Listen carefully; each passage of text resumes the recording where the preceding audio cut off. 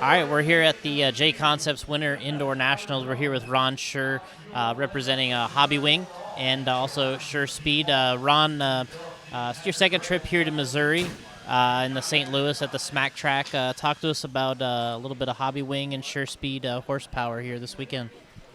This weekend we have a couple of the team drivers here.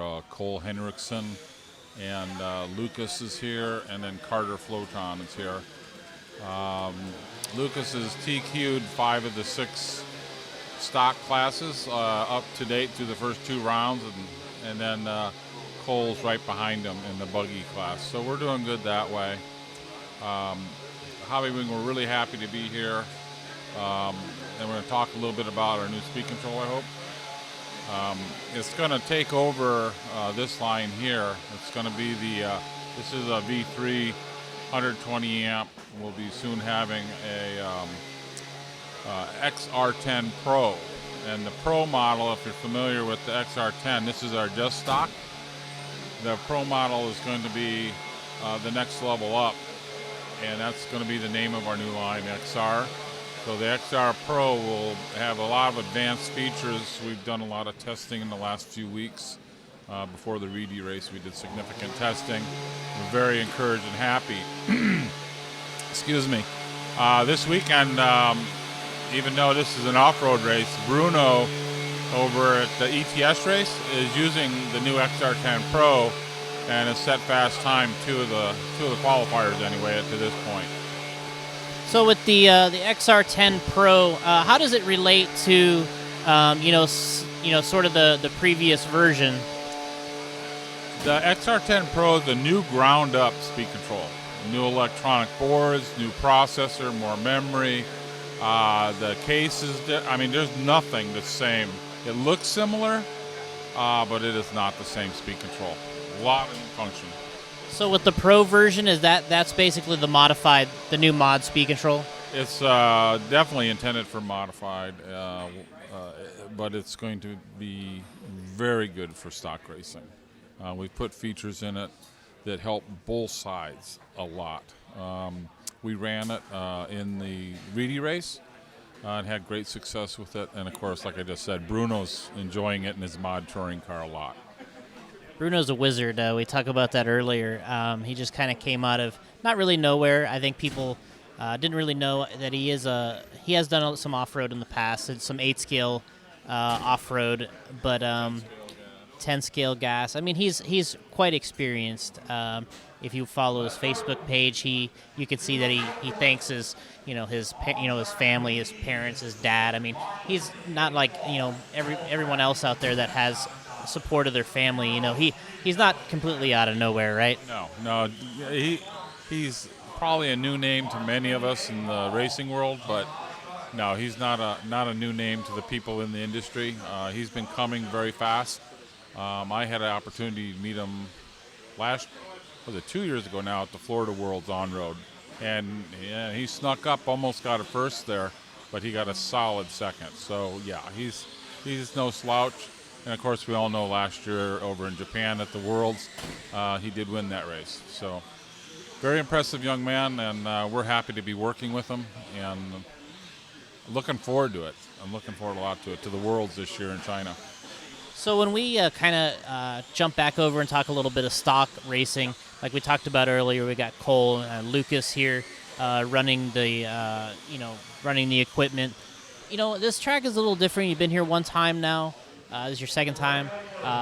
What's different here, and what are the guys doing with the stock motors? And kind of run us through like how do you prep? You got a certain motor, you got a certain speed control, and then what do these guys charge at, and what are some of the little secrets here for this track? Sure. For this track, it's always got a tight, challenging infield. So one of the things I have to do with the drivers is talk them out of the big pinion and get them down into a FDR somewhere in the 6.1, 6.3 range, so we can get good acceleration. And we might lose a tad down the straightaway, but we're gaining it back tenfold through the infield. On the Schuur Speed motors that they're both running right now, we're running in the 46 to 47 degree timing. which might be more than you normally would, but when we run that kind of FDR, we do that to get a little more RPM to carry it down the straightaway. So that's probably it in the motor-wise. Then on the batteries, we're charging, I know people don't care for this, but we're doing 40 amp charge, 40 amp discharge cycling. Cole is not doing the discharge, and he's doing the charge only, and he's right there. I mean, Lucas is doing 16.5, 16.6 with his stock buggy. The mod guys are, I think, right around 16 flat, 16.1. I think my fast lap is 16.5. Okay, so, I mean, we're right there, and, Cole's doing 16.6s and 7s, so we got the stock buggies rolling along pretty good this weekend. So, kind of going back to the charging, you said it is a little bit of a touchy subject. I've heard way more than 40 before. What do you kind of see as, at these events? I know the kind of some competitors' chargers have come out. There's a 10, 12 maximum range. I'm still old school. I'm charging at like 5.5, like whatever it came on my charger when I got it, that I just hit start. But I'm a little bit behind the times there. I know Paul Wynn charges at 10. You mentioned some of these guys at 40. What do you feel is that kind of that happy, safe zone yet, good for performance? There's a couple things here. First, I'm talking about the high amp charge. You don't do it with any battery. You've got to be careful with what battery you're doing to it. To sit here and name them, I don't want to get into that, but you want a good battery because not all batteries are capable of the 5 or 6 or 7C charge rate. The batteries we use are capable, and I tell my team guys. So we're not really being dangerous. So as far as charging, yeah, we're only doing 40-40. At the bigger races, you need that little extra RPM, more voltage, we'll do 70, and it does help. At the same time, like I mentioned, Cole's only doing part of the equation here. He's new to it, he thinks it ruins his batteries. If you just back down that charge rate, I have to know that as a motor tuner, because what we do is readjust the gearing. Like I mentioned, 6.1, 6.3 here. If you were low amp charge rate, you'd probably get you down to 5.9 area, maybe 6.1. So you can adjust to get around that a little bit, whatever the driver's comfortable with, whatever equipment they have. But the higher voltage is our friend because it creates RPM. And then kind of going back to something you mentioned earlier, FDR, final drive ratio. Final drive ratio, yes. Final drive ratio is very important. Taking the spur divided by the pinion times the internal transmission ratio. One of the big things that I try to stress on drivers as I talk to them, whether they're running Hobbywing, Schuur Speed, whatever, is it's so important. And you see a lot of low-C vehicles. It's a 2.43 internal. AE Kyosho 2.60. That's a difference of about a pinion and a half. And so if one of the drivers comes up and says, hey, what are you running for gearing? And they tell you, I don't know, 3272, for instance. Well, is that a low-C car, a 2.43, or is that a 2.6 Kyosho low-C AE? Huge difference. So that's real important, and believe it or not, we even use rollout here. So if we hit a combination that's working good in stadium truck or buggy, we just measure the tire and throw that into the equation, and we can replicate it across a short course or what have you. I've only heard of that in oval, so Ron's breaking out the all the tricks here for the racing. 12 scale uses the rollout as well, and you can get him split gears and stuff in those classes.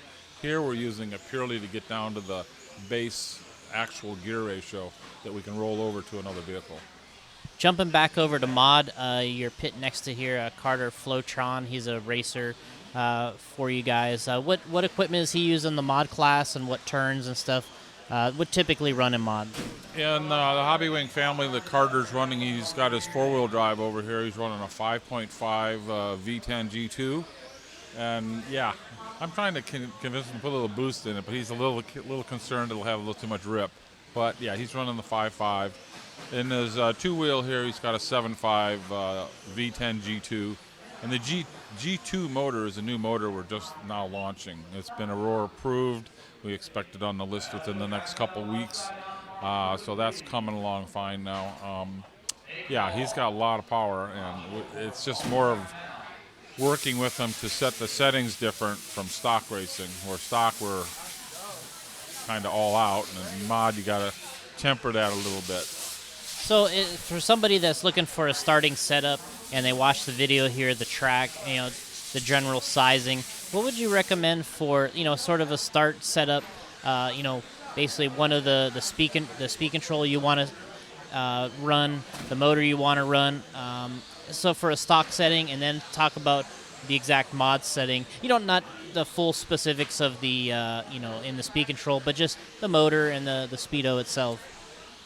For stock, we typically on a Hobbywing will run the punch rates up in the upper 27 to 30 range, depending on the traction levels and so forth. And drag brake in a stock class we typically run it very low. We want the car to steer, we want the car to work, because drag brake creates heat, which is an enemy for stock racer. Modified, I mentioned the stock in the punch rate in stock class in the 27 to 30 range. In the modified range, we're down into the 15, so that the driver has better feel in their finger. Some of the guys run below 10, some of them are bumping up into the low 20s. And that's all personal driver preference, and it's kind of like traction control through their finger. As far as brakes, drag brake is quite popular in the mod classes to get it to kind of whoa up for you and start settling the car when you're coming into the corner, and then braking so you don't run into the guy into the corner. So that kind of a rough start to get you going there. All right, well, that's Ron Schuur here at the Winter Indoor Nationals. A lot of great information in there. Obviously, if you want to check these guys out, their websites, Ron can fill us in on that right here at the end, but also on Facebook.